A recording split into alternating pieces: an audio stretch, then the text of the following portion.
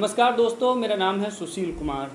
दोस्तों, उत्तर प्रदेश में इन दिनों राजनीति कुछ बदली सी नज़र आ रही है और ख़ास तौर पर भारतीय जनता पार्टी का जो भी लगातार मीटिंग हो रही है उसको लेकर के तमाम तरह की जो है चर्चाएं हो रही हैं।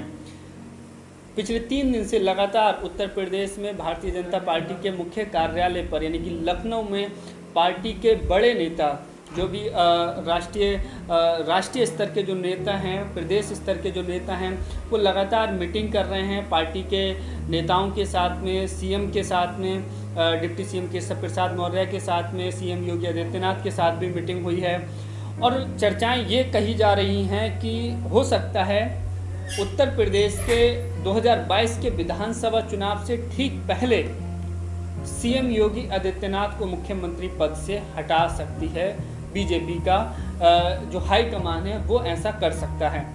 तो इसको लेकर के जो है लगातार चर्चाएं हो रही हैं और कहा जा रहा है कि ये जो मीटिंग हो रही हैं ये कहीं ना कहीं इस बात की ओर इशारा है कि योगी आदित्यनाथ को जो है सीएम पद से हटाया जा सकता है। ऐसा क्यों हो सकता है? सीएम पद से योगी आदित्यनाथ को पार्टी क्यों हटा सकती है और योगी आदित्यनाथ की जगह यानी कि मुख्यमंत्री के पद पर दूसरा कौन मुख्यमंत्री होगा, ये भी एक महत्वपूर्ण प्रश्न है। मैं आपको इस वीडियो में वो कई सारे तर्क और तथ्य आपके सामने रखूंगा जिनके आधार पर ये समझा जा सकता है कि योगी आदित्यनाथ को क्या सीएम पद पर रखकर भारतीय जनता पार्टी को फ़ायदा होगा या नुकसान होगा।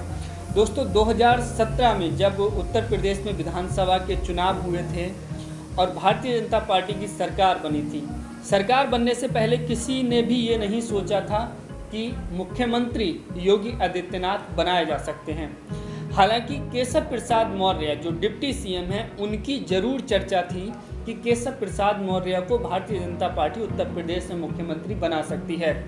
लेकिन जब बहुमत मिला और सरकार बनाने की बात आई, तब विचार विमर्श किया पार्टी ने और विचार विमर्श के बाद जो है योगी आदित्यनाथ का चेहरा, उनका नाम जो है सामने रखा गया सीएम के तौर पर। तब लोगों को एक झटका लगा बहुत ज़्यादा कि केशव प्रसाद मौर्य की जो है वो चर्चा थी।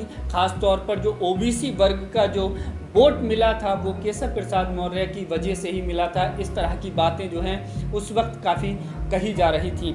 लेकिन केशव प्रसाद मौर्य को सीएम ना बनाया गया, उनको डिप्टी सीएम बनाया गया और योगी आदित्यनाथ को मुख्यमंत्री बनाया गया। लेकिन अब जिस तरह से दोबारा से 2022 के विधानसभा चुनाव की तैयारियां सभी पार्टियों ने शुरू कर दी हैं, भारतीय जनता पार्टी ने भी जो है ये जो मीटिंग हो रही है इससे हम बहुत अच्छी तरह से समझ सकते हैं कि भारतीय जनता पार्टी बहुत ज़्यादा सीरियस है 2022 के चुनाव को लेकर के, क्योंकि उत्तर प्रदेश सबसे बड़ा सूबा है, वहाँ से सबसे ज़्यादा सीटें निकल कर आती हैं। क्योंकि केंद्र में अगर सरकार बनानी है तो ये कहा जाता है कि दिल्ली का रास्ता जो है वो बिहार और उत्तर प्रदेश होकर ही आता है। तो उत्तर प्रदेश अब चुनौती है भारतीय जनता पार्टी के सामने कि किस तरह से जो है वो वहाँ पर अपनी सरकार दोबारा बना पाएंगे।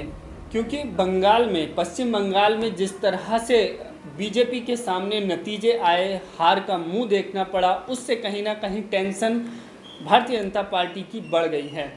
क्योंकि सभी पार्टी के बड़े बड़े नेता, यहाँ तक कि सीएम योगी आदित्यनाथ ने भी तमाम जनसभाएं की थी, स्मृति ईरानी ने भी तमाम जनसभाएं की थी।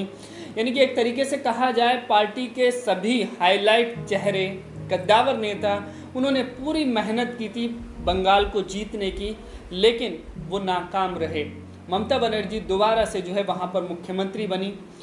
अब इसी टेंशन को लेकर के भारतीय जनता पार्टी ने सबसे पहले उत्तर प्रदेश में तैयारी शुरू कर दी हैं और ये जो मीटिंग हो रही है, इन मीटिंग में हालांकि जो भी पार्टी के नेता हैं वो ये बात कह रहे हैं कि ऐसा कुछ नहीं है, कोई संगठन में फेरबदल नहीं किया जा रहा है, सिर्फ कोविड के दौरान जिस तरह से हालात हैं, जिस तरह की स्थिति है, उसका जायजा लिया जा रहा है, उस पर चर्चाएँ की जा रही हैं। लेकिन चुनाव से ठीक पहले इस तरह की चर्चाएं होना और सीएम योगी आदित्यनाथ के बारे में इस तरह की बातें करना, वो कहीं ना कहीं इस बात की ओर इशारा करता है कि भारतीय जनता पार्टी सीएम योगी आदित्यनाथ के चेहरे पर जो है वो 2022 का विधानसभा चुनाव दांव पर लगाना नहीं चाहती है।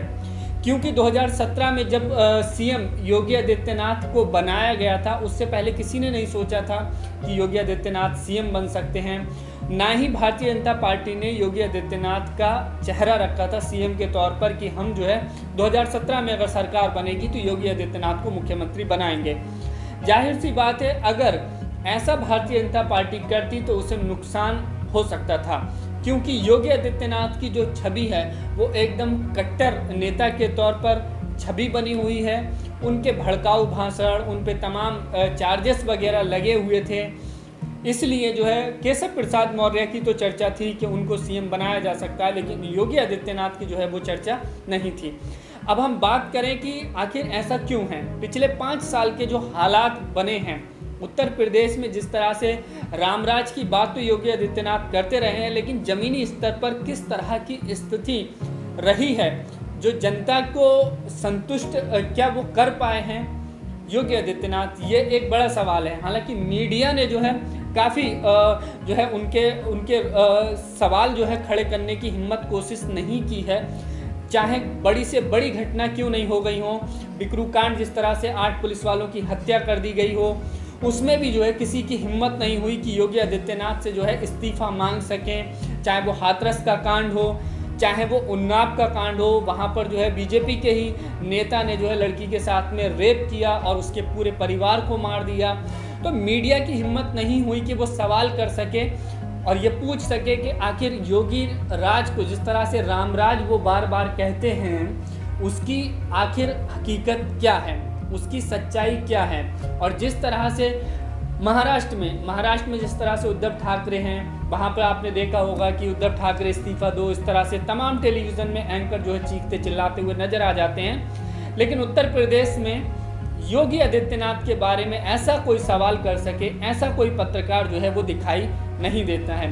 लेकिन हालात क्या हैं, लोगों की जो स्थिति है वो क्या है इस वक्त। आपने देखा पिछले करीब 6 महीने से ज़्यादा का वक्त हो गया है, किसान आंदोलन लगातार जारी है और किसानों में जाहिर सी बात है कि योगी आदित्यनाथ के प्रति भी जो है एक रोष है।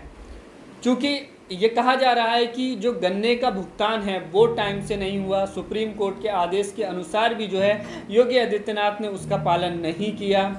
और जिस तरह से किसान आंदोलन में आने के लिए गाज़ीपुर या दिल्ली में दूसरे धरना स्थलों पर आ रहे थे, उनके खिलाफ कार्रवाइयाँ की गईं। उन पर जो है उनके ट्रैक्टर्स के नंबर लेकर के उनको धमकियां दी गई कि आप जो है किसान आंदोलन में ना जाएं। तो इससे कहीं ना कहीं किसानों के अंदर एक नाराज़गी है, एक रोष है। और मैं फिर वही बात कहूँगा कि बंगाल में जाहिर सी बात है कि किसान भी वहाँ पर पहुँचे थे और उन्होंने भारतीय जनता पार्टी को वोट न देने की अपील लोगों से की थी। और वही स्थिति जो है अब यहाँ पर भी किसान ये बात कह रहे हैं। तो उत्तर प्रदेश में जो चुनाव होंगे उसमें भी किसान पूरी मेहनत करेंगे भारतीय जनता पार्टी को वोट ना देने की। और हो सकता है कि पार्टी मुख्यमंत्री का चेहरा बदलकर एक नए तरीके से जो है प्रोपेगेंडा या लोगों के सामने वादे रखें या फिर एक नई घोषणाएं रखें, एक चेहरा बदलकर जो है चुनाव जीतने का प्रयास किया जाए। इससे पहले दोस्तों अगर हम बात करें यूपी में लॉ एंड ऑर्डर की, तो आपने देखा होगा कि किस तरह से जो है गुंडाराज चरम पर रहा है। सुप्रीम कोर्ट, हाई कोर्ट ने भी जो है चिंता व्यक्त की है। सुप्रीम कोर्ट ने जो पत्रकारों के खिलाफ भी जो योगी सरकार ने कार्रवाई की है उस पर भी चिंता जाहिर की थी। प्रशांत कनौजिया को एक ट्वीट करने की वजह से जो है उन्हें दिल्ली से उठाकर ले गई थी उत्तर प्रदेश की पुलिस लखनऊ। तो वो मामला, उसमें भी जो है सुप्रीम कोर्ट ने चिंता जाहिर की थी कि योगी आदित्यनाथ सरकार का जो कार्य है वो उसको उचित नहीं ठहराया था। दिल्ली हाई कोर्ट ने भी चिंता जाहिर की थी। तो इस तरह से जो है सवाल योगी राज पर खड़े होते रहे हैं। रोज़गार का मामला आपने देखा कि लगातार जो है टीचर्स की भर्ती को लेकर के प्रोटेस्ट होते रहे हैं। तमाम युवा जो है सड़कों पर उतरकर मोदी सरकार के खिलाफ, योगी सरकार के खिलाफ विरोध प्रदर्शन करते रहे हैं। इसके अलावा अगर हम बात करें तो अपहरण के मामलों में जिस तरह से आपने देखा कि अपहरण की घटनाएं एक वक्त था बहुत तेज़ी से बढ़ी थी। रेप की बात करें, हम महिलाओं की सुरक्षा की बात करें तो उसमें भी योगी सरकार पूरी तरह से फेल साबित हुई है। और इस तरह के जो आंकड़े हैं, इस तरह की जो चीज़ें हैं, उससे कहीं ना कहीं ये बात कही जा रही है कि योगी गवर्नमेंट जनता के जो वादे हैं उन पर बिल्कुल भी खरी नहीं उतरी है। जो भी इन्होंने वादे किए थे, महंगाई की बात की जाए या लॉ एंड ऑर्डर की बात की जाए, महिला सुरक्षा की बात की जाए, रोज़गार के मुद्दे पर बात की जाए, तो योगी सरकार का काम जो है और सबसे बड़ी बात कि अभी जो कोरोना का जो पीरियड चला है, इसमें आपने देखा होगा कि कितनी भयंकर त्रासदी, कितने भयंकर हालात उत्तर प्रदेश में हमने देखे हैं कि नदियों में डेथ बॉडी लाशें जो है पाई गई हैं। यानी कि आप समझिए कि सरकार इतना भी नहीं कर सकी है कि मरने के बाद वो डेथ बॉडी की, अपने प्रदेश की जनता की, उनका जो है अंतिम संस्कार कर सके, सही तरीके से दाह संस्कार उनका करा सके। आपने देखा होगा कुछ दिनों पहले एक बलरामपुर का एक वीडियो वायरल हो रहा था, जिसमें कुछ डॉक्टर्स जो हैं वो पुल के ऊपर से जो है लाश को नदी में फेंकते हुए नज़र आ रहे हैं। तो इस तरह के हालात उत्तर प्रदेश में देखने को मिले जो काफ़ी चिंताजनक हैं, काफ़ी भयावह हैं। लोगों में एक आक्रोश की स्थिति है, चाहे वो महिला वर्ग की बात हो, किसानों की बात हो, रोज़गार की बात हो। और योगी आदित्यनाथ पर जो है भरोसा, उनके प्रति जो भरोसा है वो बहुत ज़्यादा कम हुआ है लोगों के अंदर। और अगर कोई भी सरकार के खिलाफ बोलता है या लिखता है, उसके खिलाफ कार्रवाई करना तो बहुत आम सी बात इस सरकार में हो गई है। तो उससे भी जो है एक बुद्धिजीवी वर्ग है वो खासा परेशान है, नाराज़ है।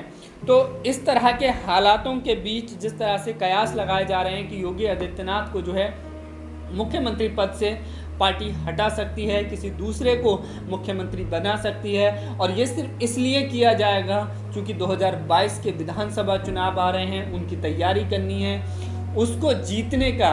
वो जिस तरह से हालात बंगाल में नतीजे सामने आए, वो नतीजे ना उत्तर प्रदेश में देखने को मिले, इस लिहाज से जो है पार्टी में ये फेरबदल हो सकता है। तो दोस्तों फिलहाल इस खबर में सिर्फ इतना ही।